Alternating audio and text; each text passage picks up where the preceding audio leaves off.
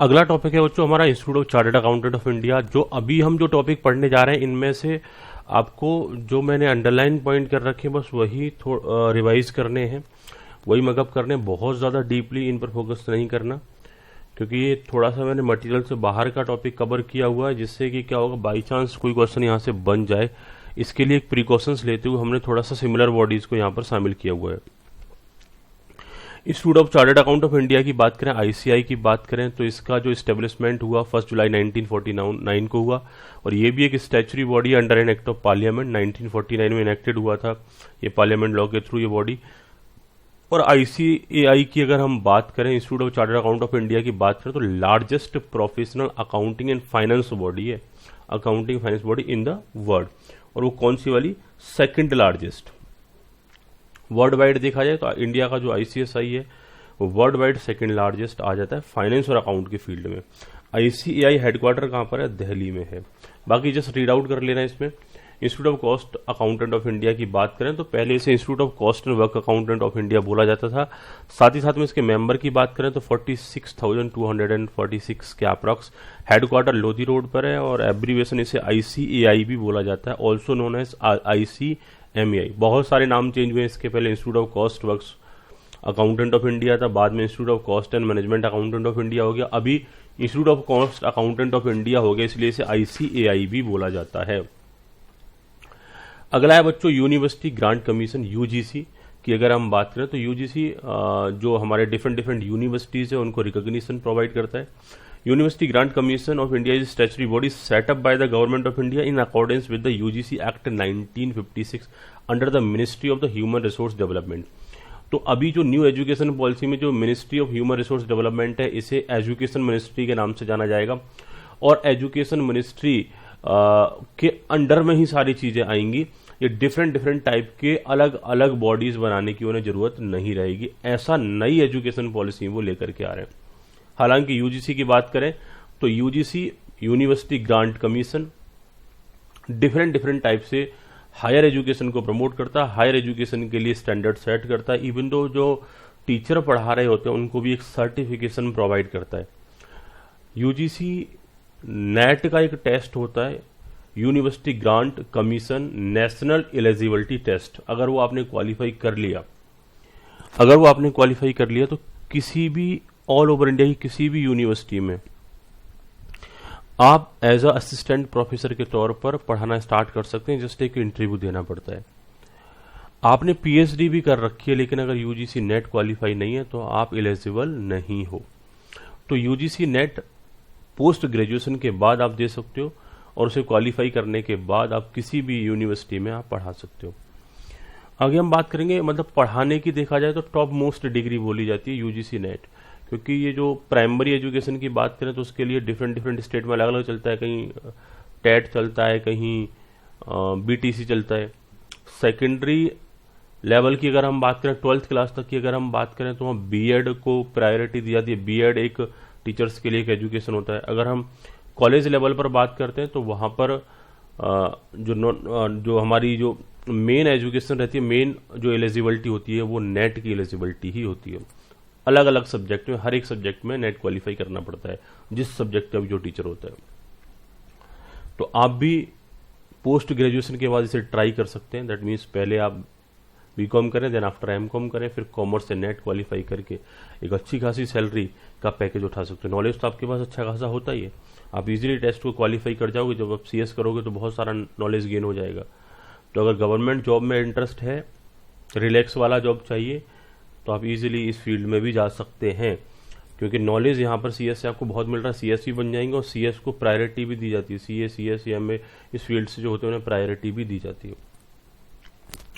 Sector की बात करूं तो ये हायर एजुकेशन से कनेक्टेड है और इसका हेडक्वार्टर कहां पर? न्यू दिल्ली में। Union public service commission UPSC की बात करते हैं। अगर ग्रुप ए या ग्रुप बी लेवल की सर्विसेज में जाना है तो यूपीएससी के थ्रू जाना होता है। यूपीएससी की बात करें तो union public service commission, commonly abbreviated as UPSC. Headquarter कहां पर है? न्यू दिल्ली में है और पार्लियामेंट ऑफ यूनाइटेड किंगडम इसका फाउंडर था। 1 अक्टूबर 1926 को ये कहीं ना कहीं फाउंड हुआ। तो ये अंग्रेजों के जमाने से चल रहा है यूपीएससी। अगले मुद्दे पे चलते हैं बेटा, bar council of India. India में कोई भी लॉयर अगर प्रैक्टिस करना चाहता है तो उसे बार काउंसिल में अपना रजिस्ट्रेशन कराना पड़ता है। तो बार काउंसिल ऑफ इंडिया की हम बात कर रहे हैं। Bar council of India is a statutory body establish under the section 4 of the advocate act 1961 and regulate the legal practice and legal education in India.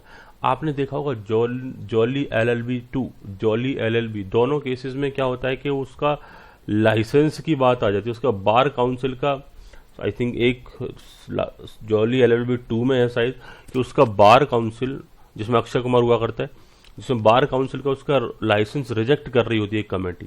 वो यही होता है कि आपने क्वालिफिकेशन होल्ड कर ली, उसके बाद बार काउंसिल में रजिस्टर कराना पड़ता है अपने आप को। अगर वहां पर आप प्रैक्टिसिंग में किसी भी तरीके की कोई गड़बड़ पाई जाती है तो आप बार काउंसिल आपका लाइसेंस रिजेक्ट भी कर सकती है।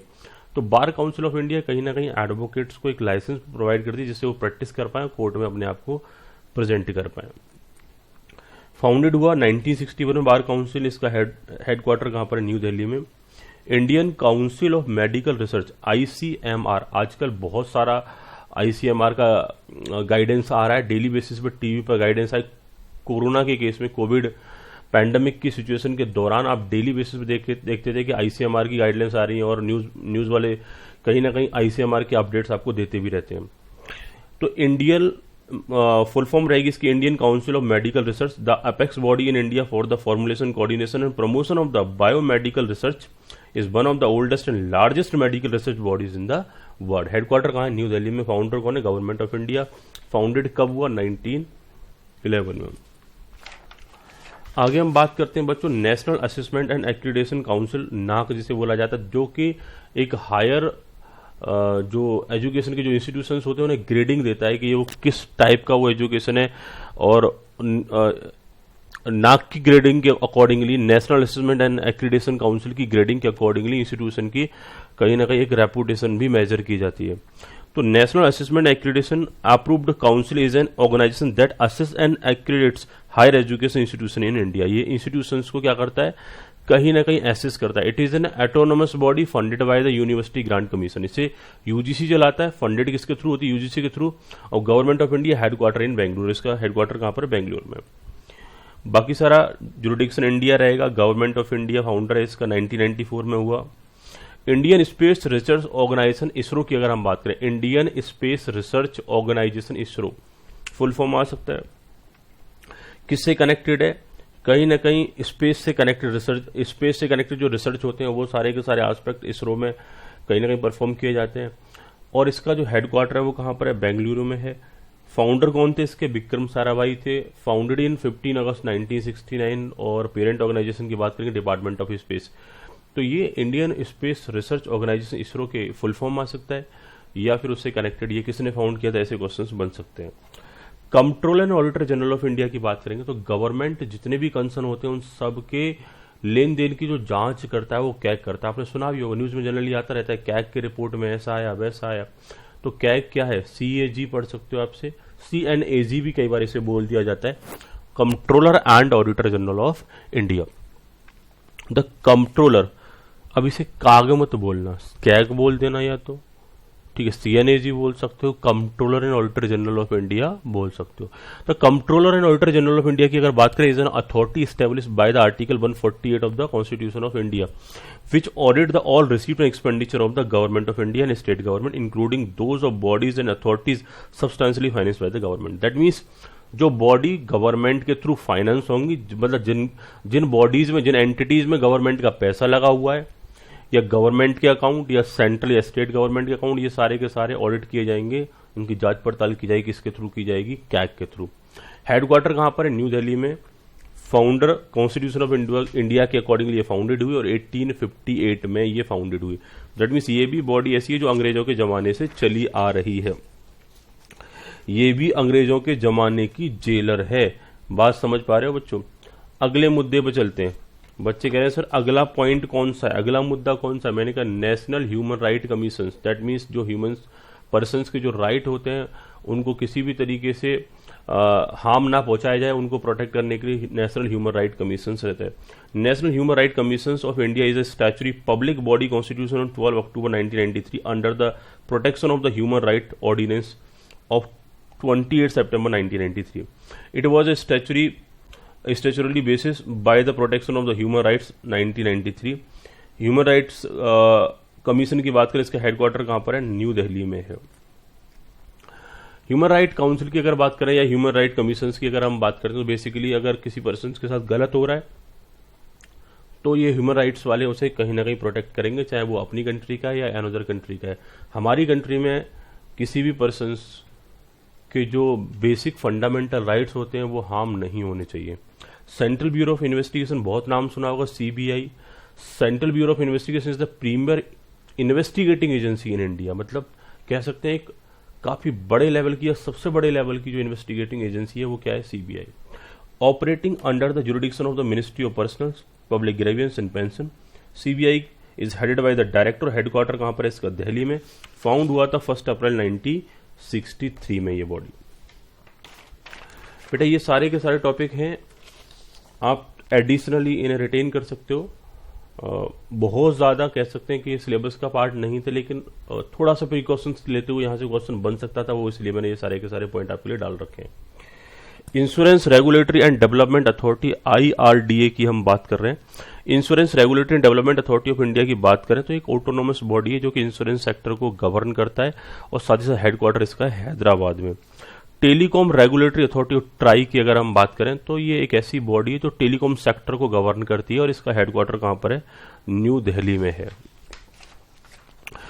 Food safety and standard authority of India, फसाई की अगर बात करते हैं तो फूड ऐसा होना चाहिए जो कि पब्लिक को हार्म ना पहुंचाए, क्वालिटेटिव फूड होना चाहिए। इसके जो स्टैंडर्ड तय करता है वो कौन करता है? फसाई तय करता है। और जितने भी पैकेज्ड फूड होते हैं उन पे फसाई की गाइडलाइंस के अकॉर्डिंगली उनकी पैकिंग होती है और उनको प्रिजर्व किया जाता है। और बहुत सारे फैक्ट जो पैकेट्स में मेंटेन होते हैं वो फसाई की गाइडलाइंस के अकॉर्डिंगली होते हैं। तो इनका कहना है food safety and standard authority of India is an autonomous body established under the ministry of health and family welfare, government of India. साथ ही साथ फसाई की बात करें तो ये फूड सेफ्टी का काम करता है, स्टैंडर्ड सेट करता है और साथ ही साथ में फूड से रिलेटेड एस्पेक्ट को रेगुलेट भी करता है। फाउंडेड हुआ अगस्त 2011 में। हेडक्वार्टर कहां पर है? न्यू दिल्ली में। इनकम टैक्स अपीलेट ट्रिब्यूनल की मैं बात करने वाला हूं। Income tax appellate tribunal ITAT की अगर मैं बात करूं, इनकम टैक्स अपीलेट ट्रिब्यूनल एक क्वासी जुडिशियल बॉडीज है। जैसे आपकी कंपनी लॉ के केस में NCLT NCLAT होता है, सेम वे इनकम टैक्स के जो केसेस होते हैं वो इनकम टैक्स अपीलेट ट्रिब्यूनल में सुने जाते हैं, ITAT में। तो India's income tax appellate tribunal was set up on 25 January 1941 and it was the first experiment in the tribunalisation in the history of India.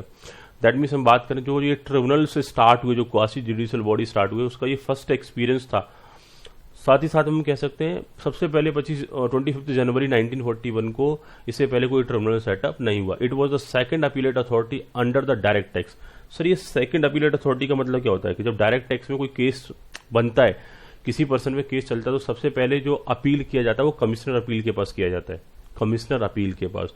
और कमिश्नर अपील के बाद case का रिजोल्यूशन नहीं हुआ, अगर कोई किसी पार्टी को लगता है कि उसके साथ में गलत हुआ है तो फिर वो ITAT में जाता है, इनकम टैक्स अपीलेट ट्रिब्यूनल में जाता है। तो इसे बोला जाता है second appellate authority under the direct tax. दो तरीके के टैक्स होते हैं, direct tax, income tax basically direct tax में आता है और बाकी GST वगैरह और अदर कस्टम एक्साइज वगैरह ये सारे टैक्सेस क्या होते हैं? इनडायरेक्ट में आते हैं। हालांकि बाकी सारे इनडायरेक्ट टैक्स खत्म हो गए, अभी मेजर तौर पर जो चल रहा है GST चल रहा है।